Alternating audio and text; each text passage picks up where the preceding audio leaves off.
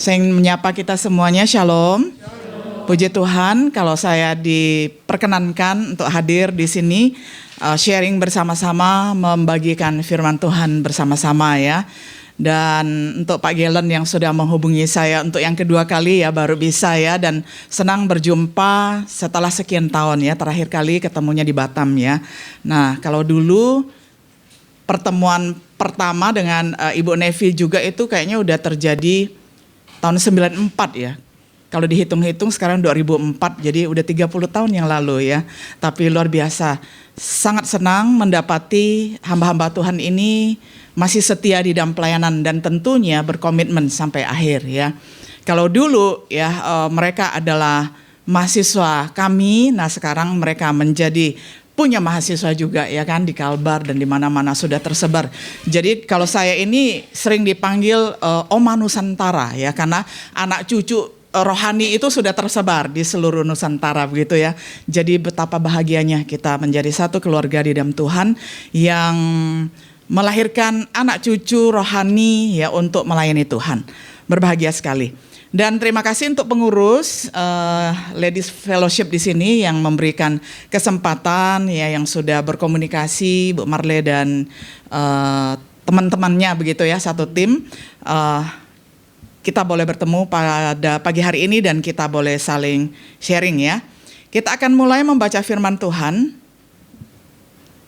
Ya, kita membaca dari Amsal 4 ayat 23 ya, ada 2 ayat yang kita baca bersama-sama ya. Mari ya. Kita membaca terlebih dahulu Amsal 4 ayat 23. 1 2 3. Jagalah hatimu dengan segala kewaspadaan, karena dari situlah terpancar kehidupan.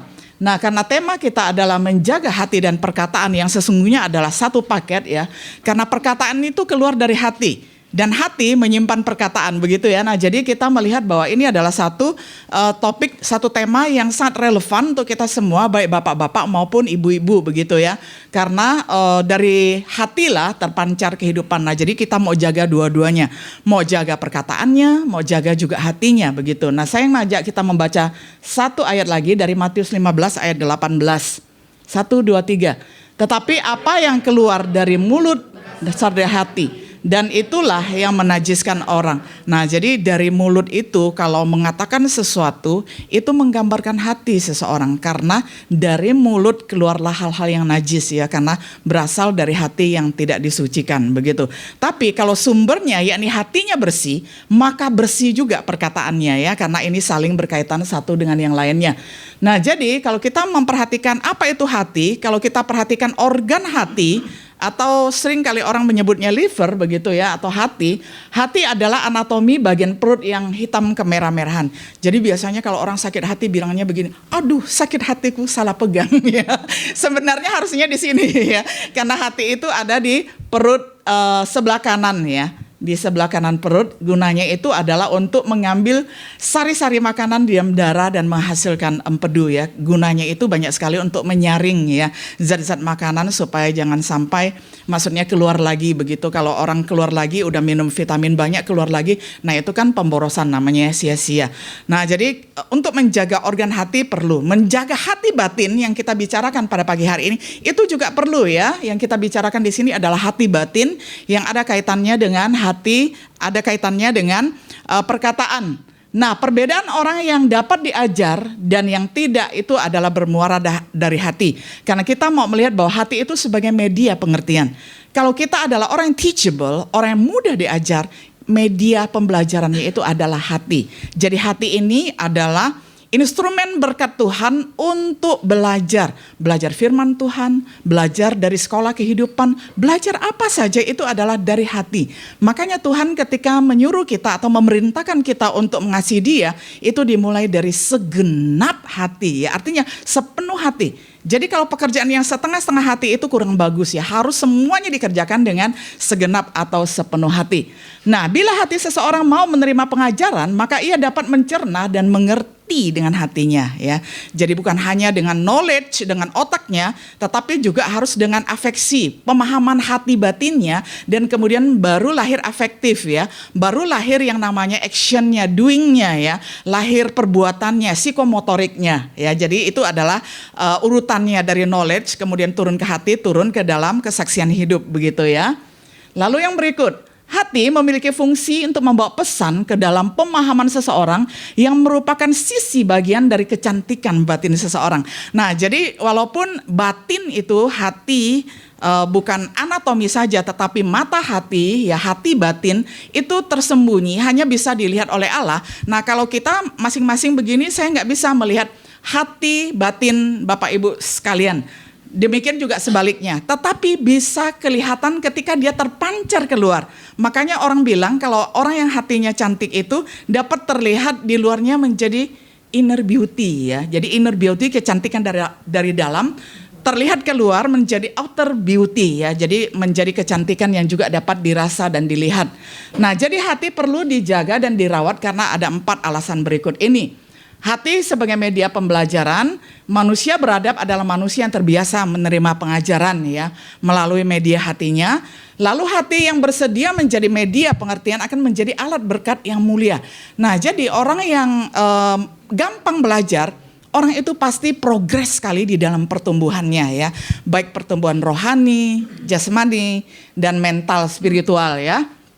Nah, kalau kita lihat yang berikutnya, bagian kedua, menjaga hati itu adalah rendah hati akan menerima pujian. Nah, ini kita banyak belajar dari Amsal ya. Amsal 29 ayat 23, keangkuhan merendahkan orang, tetapi orang yang rendah hati menerima pujian. Nah, tentu kita di sini tidak ingin menjadi orang yang arogan. Karena orang yang arogan itu ya mewarisi sifat Lucifer ya, karena dia berdosa karena tinggi hati, congkak begitu. Jadi dosa yang paling tua di dunia adalah dosa kesombongan, dan kita tidak ingin mencerminkan dia. Karena Bapa kita adalah Allah yang hidup, Allah yang rendah hati, kita hendaklah menjadi orang yang rendah hati ya, kita menjauhi keangkuhan. Nah, orang yang rendah hati akan disukai oleh Allah dan sesama manusia ya, seperti Tuhan Yesus dikatakan ketika dia terlahir ke dunia, dia dikasihi oleh Allah dan dikasihi oleh manusia. Jadi berbentuk vertikal dan horizontal ya, membentuk tanda salib begini ya, dikasihi oleh Allah dan dikasihi oleh sesama manusia. Nah, orang yang rendah hati akan dipercayakan pekerjaan yang mulia. Amsal mengatakan bahwa orang-orang yang bisa dipercaya itu dia akan berdiri di hadapan raja. Artinya dia akan mendapatkan pekerjaan yang mulia, pekerjaan yang besar, pekerjaan yang dipersiapkan untuk orang-orang yang memang layak untuk menerima pekerjaan yang baik tersebut ya. Nah, kemudian ini balik ya, oke. Nah, ini yang ketiga, nanti yang keempat kita agak panjang untuk melihat kaitan hati dengan perkataan. Sekarang kita lihat gunanya yang ketiga menjaga hati itu adalah hati digerakkan oleh belas kasihan. Kita melihat ya ada gambar katakanlah mewakili simbol Yesus begitu ya, karena Yesus kan nggak pernah foto ya kan, nggak kayak kita setiap saat bisa selfie begini ya. Nah, ini katakanlah ya gambaran yang mungkin hanya 0,0% gitu ya menggambarkan dia. Nah, hati digerakkan oleh belas kasihan. Yesus ketika melayani di dunia ini, dia selalu melakukan segala sesuatu karena digerakkan oleh belas kasihan. Tiap kali dikatakan ketika melihat orang banyak itu, maka tergeraklah hati Yesus oleh belas kasihan. Saya mengerti ya, kalau orang misi melihat orang-orang yang terlantar ya. Di sini ada Ibu Nevi yang saya tahu giat sekali di dalam misi ya. Kalau Pak Gelen kan memang betah di penggembalaan ya. Nah, jadi saling melengkapi begitu ya. Saya ngerti ya, karena sekian tahun bersama-sama mereka, jadi hafal luar dan dalam begitu ya. Nah, jadi itu saling melengkapi ya. Setiap kali kita melakukan pelayanan baik di dalam kandang maupun di luar kandang, kita harus digerakkan oleh belas kasihan. Nah, ketika Yesus mendarat, ia melihat orang banyak yang besar jumlahnya, maka tergeraklah hatinya oleh belas kasihan kepada mereka dan ia menyembuhkan mereka yang sakit, yang mulailah action. Tetapi setelah didorong oleh hatinya yang tergerak oleh belas kasihan, maka dia menyembuhkan, tumpang tangan, mendoakan dan sebagainya.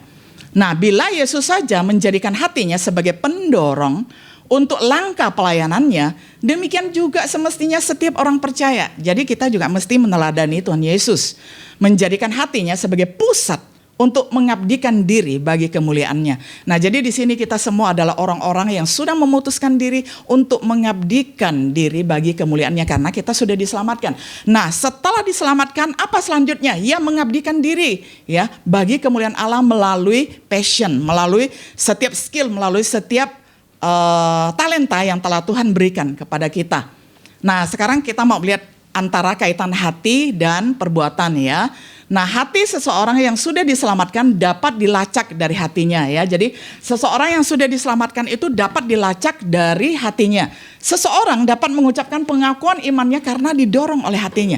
Coba kalau kita mengakukan pengakuan iman rasuli, kalau tanpa kita mengaku percaya kepada Yesus itu pasti tidak menghayati. Tapi karena kita percaya kepada Tuhan Yesus Allah Tritunggal begitu ya, pasti kita lancar di dalam mengucapkannya, juga lancar di dalam mengabdikan diri kepada Allah Tritunggal.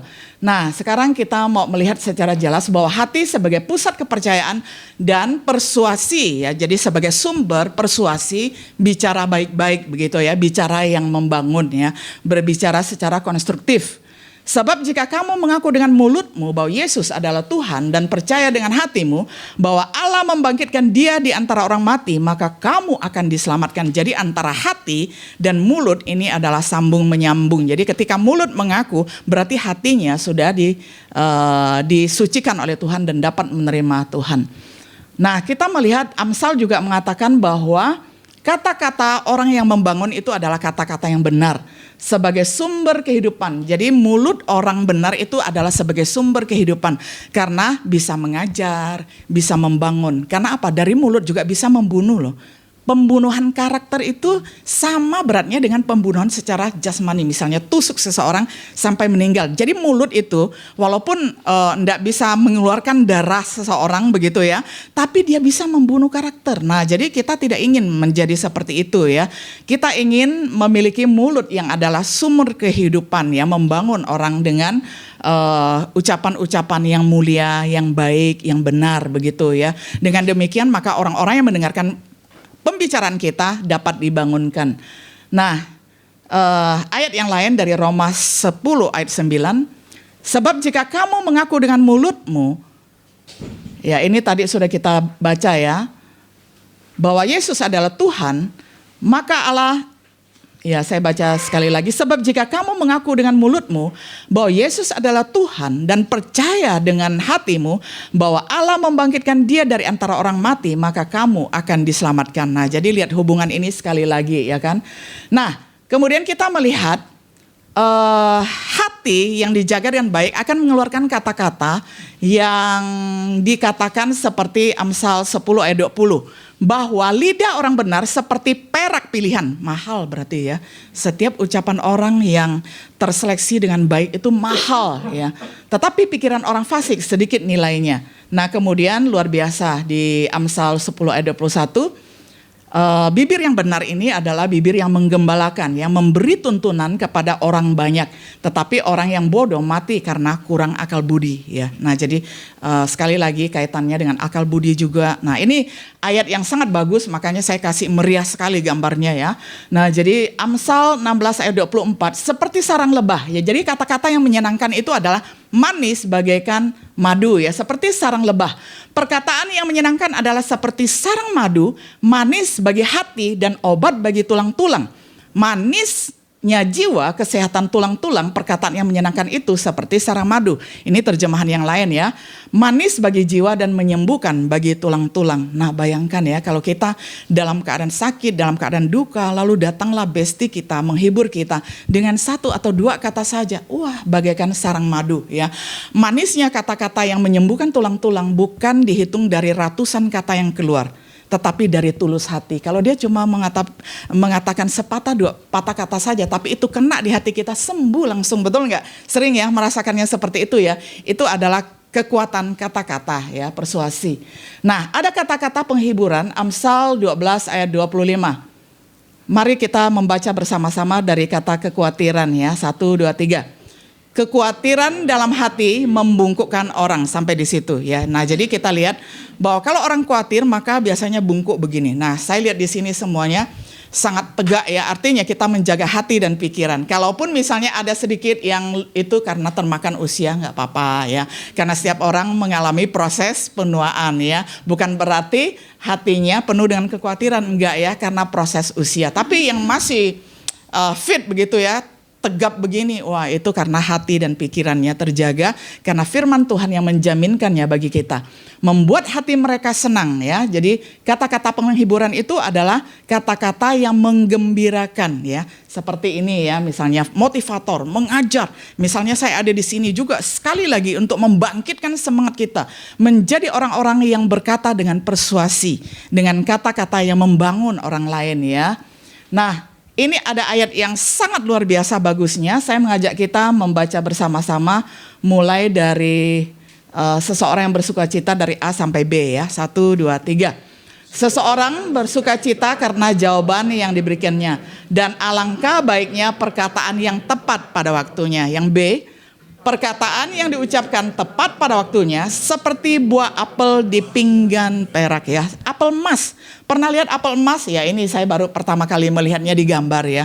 Tapi kalau misalnya emas sungguhan dibuat dalam bentuk apel, wah berapa gram itu ya, mahal banget ya. Apalagi ditaruh di pinggan ya, di piring. Wah cantik sekali jadi hiasan, tapi hati-hati harus dijaga ya. Karena kalau emas sungguhan sebesar itu pasti mahal sekali.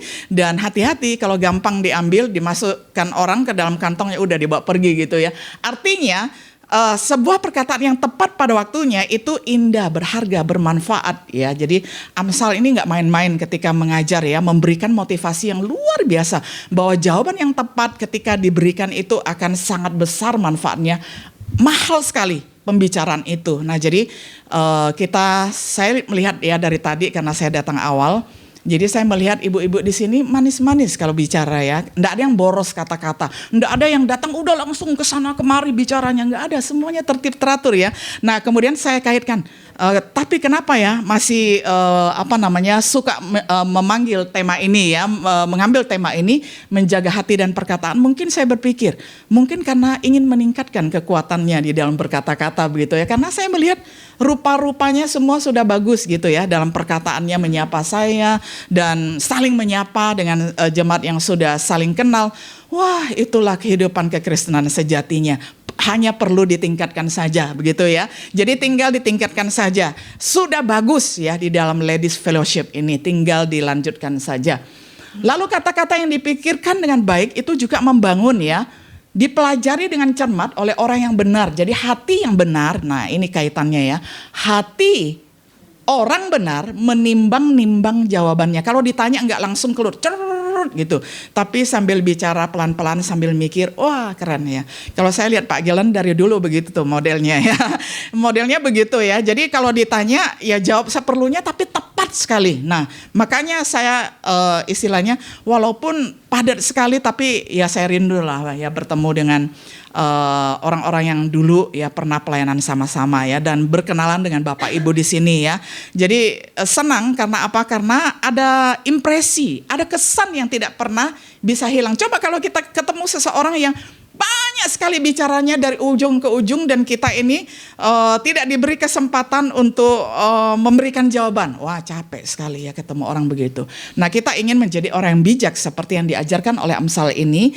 Karena kalau dibandingkan dengan orang fasik ya, orang fasik kan orang jahat.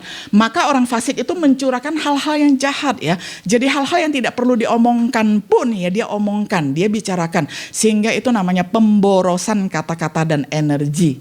Nah yang baik adalah cara terbaik untuk berbicara dengan persuasi, contohnya begini ya.